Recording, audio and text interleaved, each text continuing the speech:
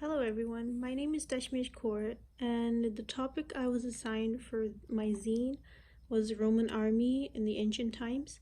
Some of the topics that I'll be covering in the zine was the background and significance of the Roman army, the influences on the modern world, organization, the relevance to America and changes over time, and some of the interesting things that I found about the Roman army. So, for the background of significance, the Roman army was controversial in terms of its organization, discipline, and innovation in both weapons and tactics. This allowed Rome to build and defend a huge empire for many centuries. So Rome dominated most of the Mediterranean world just because of its army was the most effective and longest surviving battling forces in history. And so the Greek biographer Plutarch was the founder of Rome and created the Roman army depending on the citizens' social standing. So during the time, 6 classes of wealth were introduced upon Rome's citizens. The lowest group had no property, whereas the highest group formed the army. Later on, this was discontinued when Gaius Murus was elected consul, when he enlisted volunteers from citizens without property and equipped them with armor to the expense of the state. I've also included some of the did you knows, just for facts, that only men could become Roman soldiers who were over the age of 20. And the main Roman soldiers were called legionaries, and they had to be Roman citizens to join.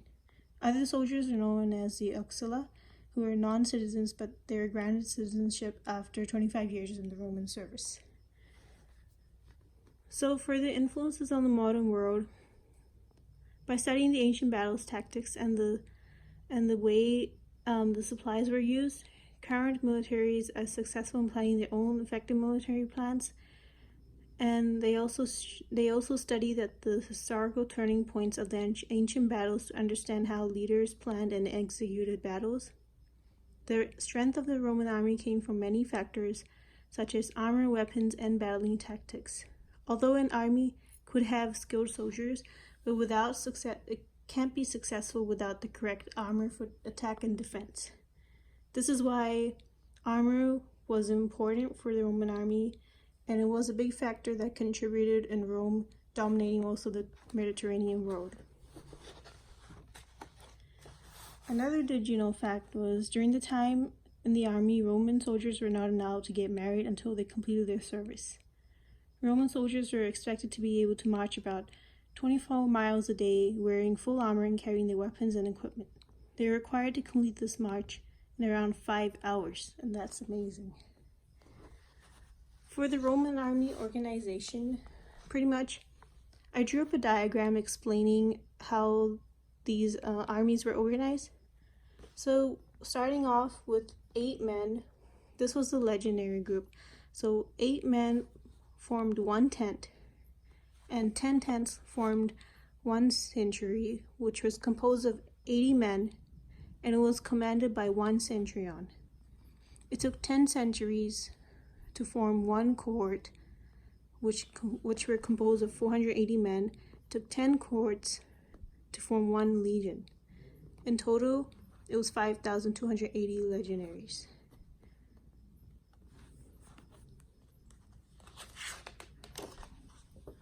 So another did you know fact was soldiers were trained to swim, fight, build bridges, set up camp, and cope with any injuries together as a unit. So Roman soldiers would practice hand-to-hand combat with wooden swords, and they were deliberately heavier than the equipment they used in battle, just so they can be taught to fight through tiredness. Relevance to America and changes over time.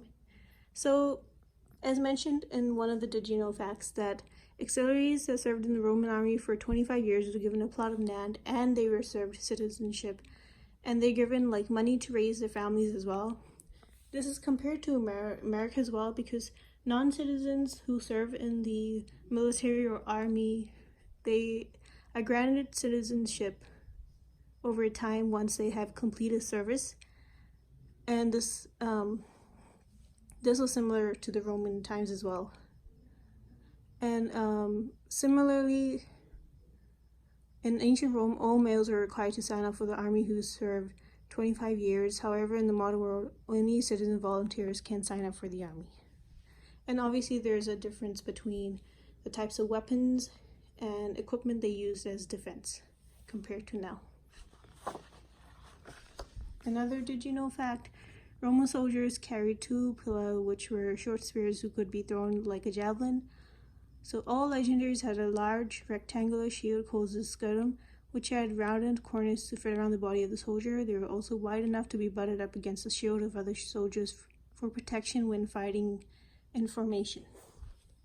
So one of the interesting things I found about the Roman army and the modern world was like these series of comic books called Asterix, or the Adventures of Asterix. It's a French comics, but this kind of relates to me myself because when I was growing up, I used to read a lot of these books. It made me really inspired to know about the ancient times, and some of these books talk a lot about the ancient Roman times, their culture, and the ancient Roman army.